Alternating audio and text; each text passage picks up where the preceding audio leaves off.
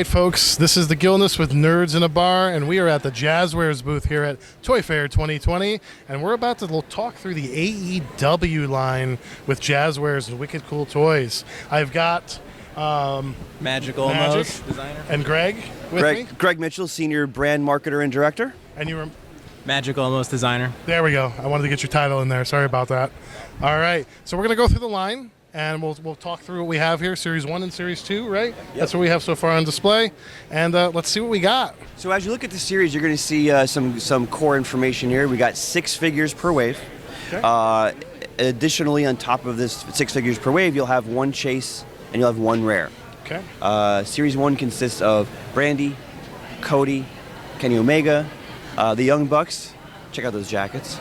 Les Champions. Chris Jericho, but before he became Le Champion. Right. This is kind of his debut. Yeah. Yeah, right. That outfit's based on the debut, yep. And then we got the all-out Cody, 1 of 500 rare. Okay, so he's the rare. And then we have the Chris Jericho, 1 of 1,000 from Dynamite Week 2 when he introduced the Inner Circle, actually wearing the AEW title belt. Yep. One of the most killer promos of the year. Yes. Yeah. Immortalized in plastic. So the first 6 in the wave, the main line, are all from Double or Nothing. Double or Nothing pay-per-view from last May. So they all feature their attires from those. Cody's got the hammer, Thronebreaker. Mm-hmm. Kenny Omega's got his dope trench coat. Brandy Rhodes has her cool snakeskin patterns going on. The Young Bucks have their awesome Elvis attire, the jumpsuits, and Chris Jericho has his really iconic leather jacket with a soft goods scarf and a fedora hat. So all of them have 25 points of articulation. All feature real head scans from All Out. We went to Chicago, we scanned all the rosters, we have all of their detail captured there. So they're really authentic, all their tattoos are authentic, their ring gear is authentic, everything is as close as possible to what the real thing is. That's amazing. Yeah. And they really do look amazing. Yeah, the feedback's been absolutely phenomenal. Yep. We got the best feedback in the world. I got the chance to fly off to Dynamite this past Wednesday to present the talent with their figures for the very first time. You were there. Okay. It was amazing. Brandy teared up. And Kenny was just truly touched when he saw that the detail that Magic put in, not just the figure, and I kind of baited him. I gave him just a figure first, and then I hit him with the soft goods jacket. It blew his mind because the costumes for these guys, they're not made by some company that then just ships them off to the guys. They're usually their own designs or people very close to them, family members and friends make these outfits for them. The complete creative control of AEW goes to every level, at the storylines, the matches themselves, and even the things that they wear. So when they saw what Magic captured and how beautifully well done it was for a $20 figure, these are closer to a $30 figure than they are a $20 figure as far as quality goes. Yeah, that's really amazing. They look so good. And I got to tell you, we saw the pictures earlier in the week. Doesn't do them justice. To see them in person, these things are spectacular. With that in mind, that's why we're going on the road immediately after this New York Toy Fair. Yep. We will not get sleep. We will pack up all these figures, and we are flying directly to Chicago to set up, and hopefully the snow doesn't mess us up. Okay. We're going to set these all up so the fans can come up and take pictures themselves and look at them in person. Because C2E2, C2E2, Chicago Comic-Con, Revolution pay-per-view. This is where all the fan action is going to be, so we're proud to bring them to the fans. Let them see it because they have to. Like I said, pictures they don't capture it the right way. Thank you. They look so good. The core ring that you're looking at right now, that's $20. Got flexible ropes. You can fit a whole bunch of figures in there, for whether one-on-one action, a battle royal, tag team match. So great value. You're noticing something here. There's $20 price points to this line. It's affordable, but it's also very merchandisable for a retailer. Right. No, it's great. It's perfect.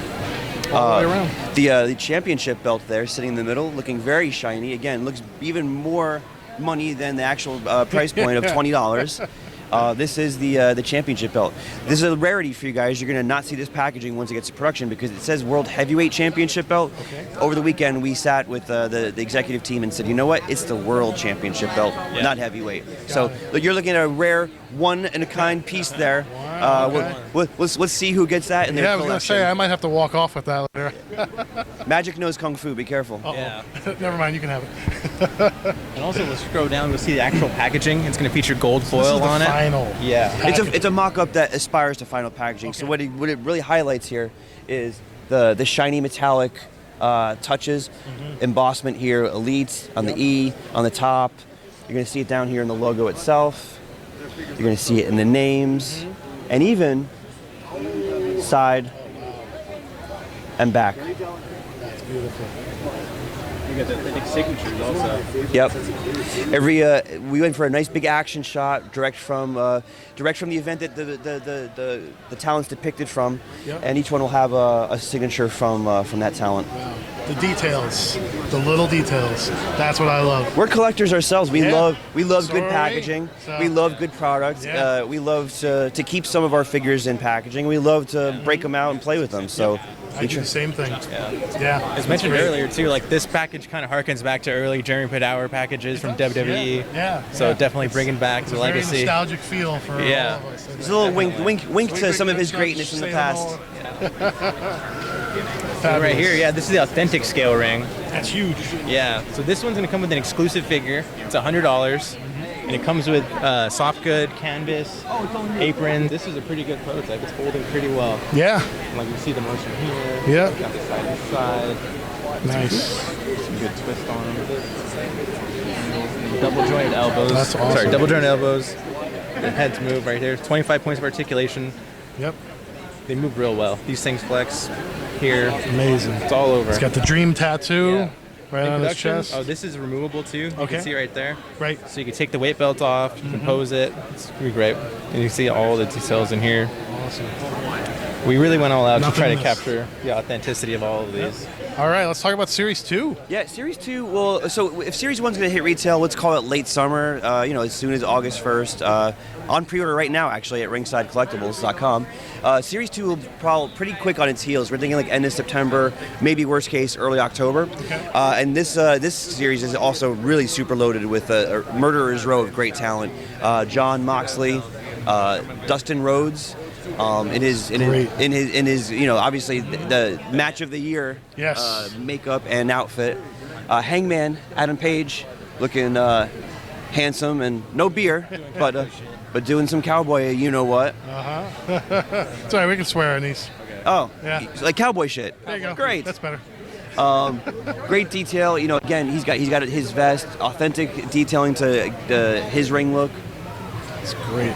Love that Dustin, though. That's so good. Oh, if you look at all the footage that AEW shot, he was absolutely touched. This is a man who's had a lot of action figures, just like Jericho. Yeah, right. But this one is super personal for him. It's this new chapter in his life where he and his brother had the match of the year. The tattoos are I actually updated. did see that match. It was amazing. It's amazing. The tattoos. I mean, his daughter is on his arm, so his daughter is part of his new action figure. It's that kind of personal. It's that kind of personal touch that makes AEW so wonderful and brings our figures to life. Now, let me ask you a question. Would you ever do a chase with, like, the bloody version? That's a really interesting idea. Ah, thank you. We're scratching our bearded chins about that one, wondering what we could do with that.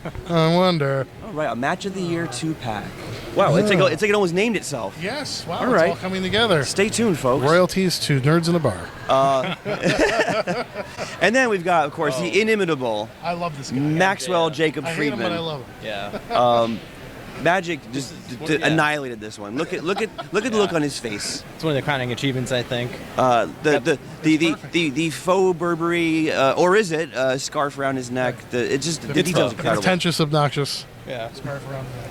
So yeah, he has a soft good scarf, AEW microphone, just really arrogant face. Yep. Great. It's perfect. All right. Moving over, you got Ray Phoenix. This is from Double or Nothing, where they face the Young Bucks in a ladder match. That was a great match, too. Yeah. So again, all of his tattoos have been captured. All the ring apparel has been captured. He also has an alternate head, 3 alternate hands.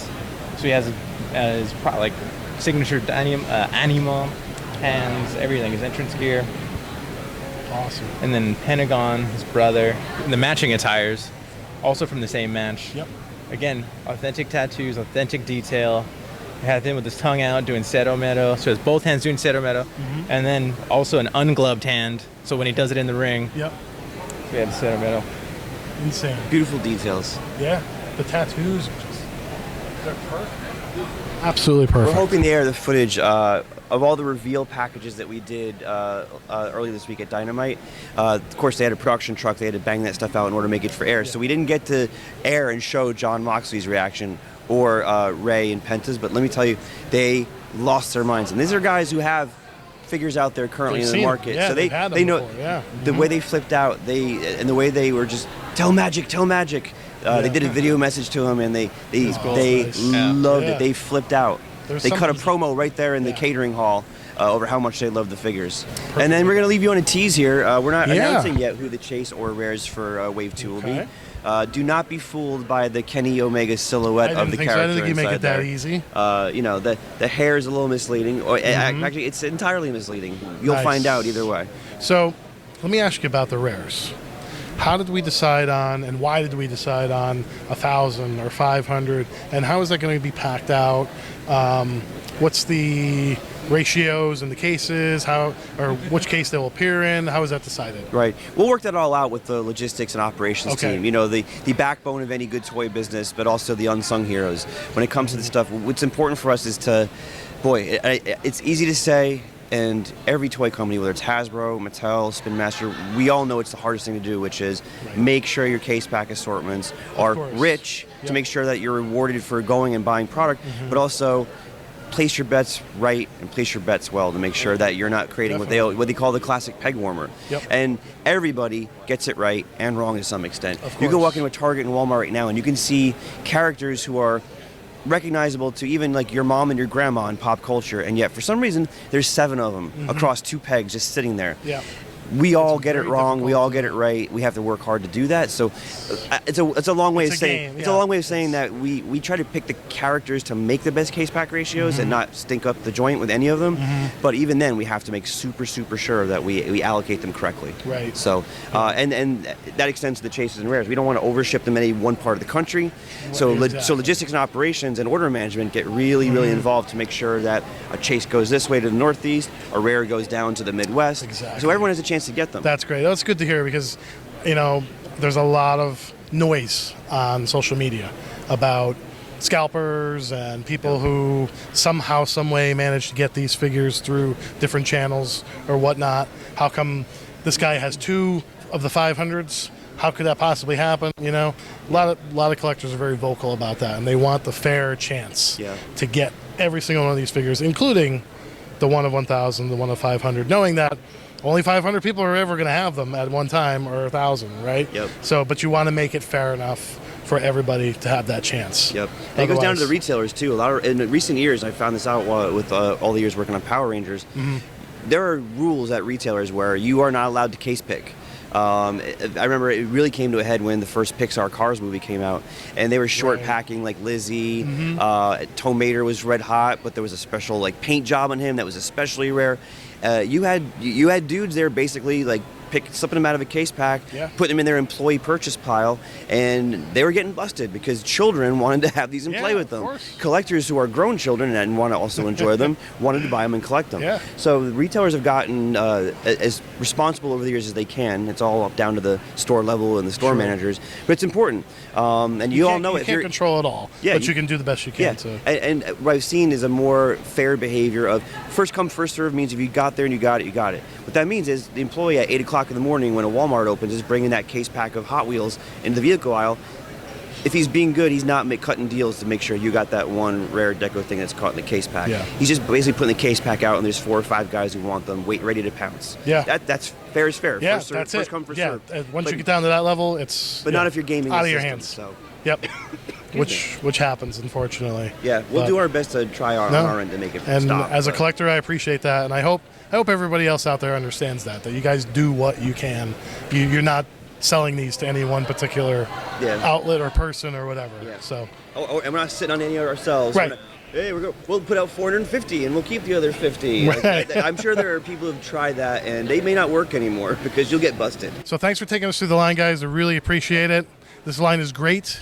You guys got to see it for yourselves. Please don't let the pictures be your guide or the videos. See them for yourself in person. There's something special about this line. From Toy Fair 2020, Jazwares, and the AEW, I am the Gilness from Nerds in a Bar, signing off.